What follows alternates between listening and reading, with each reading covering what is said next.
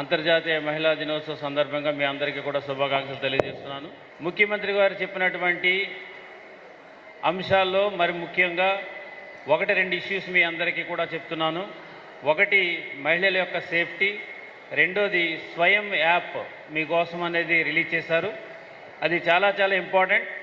ఎందుచేతంటే మీకు రాబోయే రోజుల్లో దాని యొక్క ప్రాముఖ్యత కూడా పీడీడీఆర్డీఏ దగ్గర నుంచి కానీ మెప్మా దగ్గర నుంచి కానీ మీకు తెలియజేయడం జరుగుతుంది.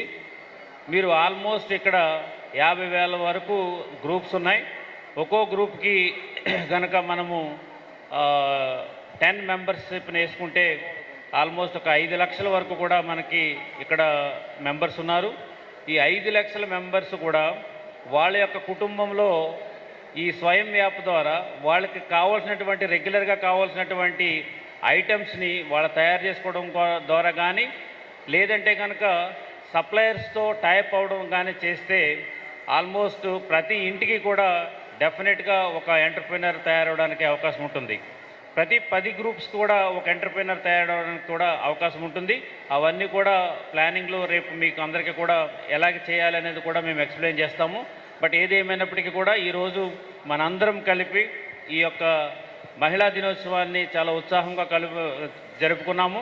కుటుంబంలో అనురాగానికి, ఆప్యాయతకి, ఆకలి తీర్చుతూ సమాజ ఉన్నతికి పనిచేస్తూ ఆకాశంలో అర్ధభాగంగా ఉన్నటువంటి మహిళా తల్లులందరికీ కూడాను అంతర్జాతీయ మహిళా దినోత్సవ శుభాకాంక్షలు. మీ సహనాన్ని పరీక్షించదలుచుకోలేదు, సమయం చాలా ఎక్కువైంది. గౌరవ ముఖ్యమంత్రి శ్రీ నారా చంద్రబాబు నాయుడు గారు ప్రభుత్వ పరంగా మహిళా సంక్షేమానికి, మహిళా సాధికారతకు, మహిళల్ని పారిశ్రామికవేత్తగా చేయటం కోసం తీసుకున్నటువంటి చర్యలన్నింటినీ కూడా చాలా కూలంకషంగా వివరించడం జరిగింది.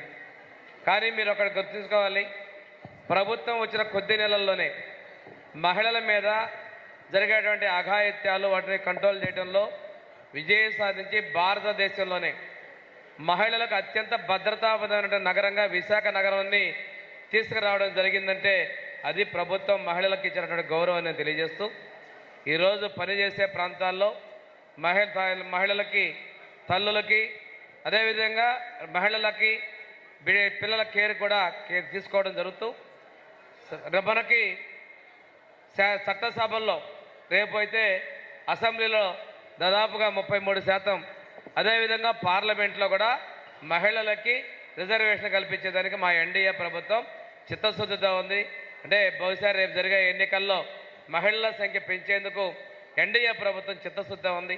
అదేవిధంగా మహిళల్ని పారిశ్రామికవేత్తలుగా చేసేందుకు ప్రభుత్వం కూడా సబ్సిడీలు ఇవ్వటం, వారికి మరిన్ని ప్రయోజనాలు కలిగించే విధంగా చర్యలు తీసుకుంటున్నాం. మా ప్రభుత్వం అయితే మహిళా సంక్షేమానికి, వారి యొక్క ప్రగతికి, ఈ రాష్ట్ర అభివృద్ధిలో కీలకం మహిళలని విశ్లేషించిన ప్రభుత్వం, వాటి విధిగా ప్రభుత్వం కృషి చేస్తుందని తెలియజేసుకుంటూ మీ అందరికీ కూడా అంతర్జాతీయ మహిళా